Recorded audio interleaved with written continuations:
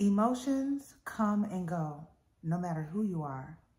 And if everyone is experiencing emotions all the time, then having emotional intelligence can not only help you maintain your own, but also protect you from the emotion and projections of others around you.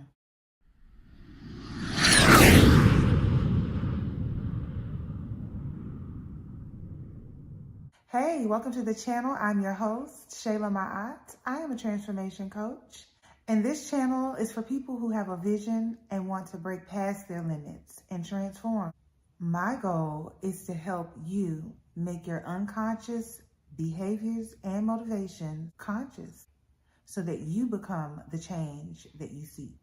If that is you, go ahead and subscribe and join the community. And if you're a new subscriber, thank you for subscribing and welcome back. In this video, I'll be defining emotional intelligence. I'll talk about how to recognize your emotions, how to distinguish your emotions from others, and how to start managing your emotions. Managing emotions can seem like a full-time job. If you're not careful, you can pick up the emotions of others just by being around them. Sometimes people can be just drawn to you and want to express their emotions. And sometimes you just have to be in an environment where you interact with people. No matter the circumstance, it is important that you know how to protect yourself from the emotions of others and remain centered within yourself, no matter the company. There are some quick and simple ways to guard yourself from other people's emotions. For example, putting on your headphones and just listening to music and tuning people out, or flat out avoiding them. Comment down below some ways that you protect yourself from other people's emotions. So let's start by defining emotional intelligence. Emotional intelligence is the ability to recognize and manage your own emotions and recognize the emotions of others. So, how do you recognize your emotions? Number one, you have to start by being specific about how you feel, being truthful about how you feel, being aware. Are you feeling negative emotions? Are you feeling positive emotions? Are you feeling sadness? Are you feeling fear? And being able to identify your emotions is very important. Another important thing about emotional intelligence and protecting yourself is to be able to separate your emotions from the emotions of others.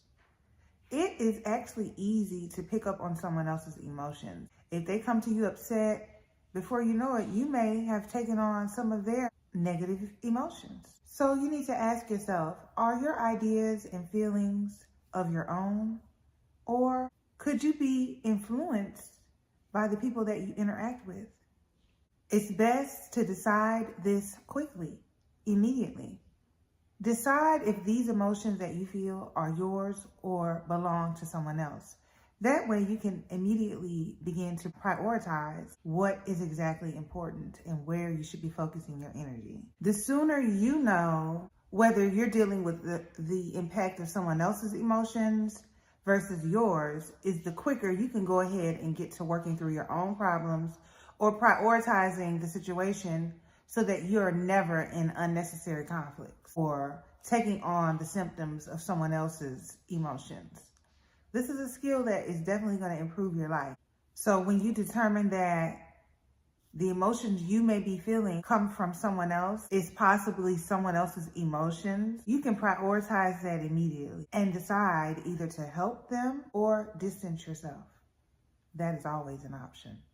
So, how to distinguish the difference between your emotions and the emotions of others? The best way to distinguish it is to be self-aware and know what you stand for and what your principles and your concepts are. Know your strengths, know your challenges. What are you working towards? Become aware of the things that you cannot change and accept them. Be aware of your purpose and vision. See, when you are self-aware, you are able to have your own perspective. When you don't have your own self-awareness, you can easily take on the opinions and emotions of someone else. Have your own definitions about life and your own principles established. That way, you won't be easily influenced by others. And also, create boundaries. Be strategic about who you spend your time with and who you talk to, because you have a certain amount of control over your environment, and there is no need to spend time around people that you need to protect yourself from when it comes to your own clarity and mental space. Maybe you should consider who you are around, and having boundaries and being strategic will help you with that. And lastly, briefly, how do you manage your emotions? I mentioned having techniques in mind. These techniques you can pick from various resources.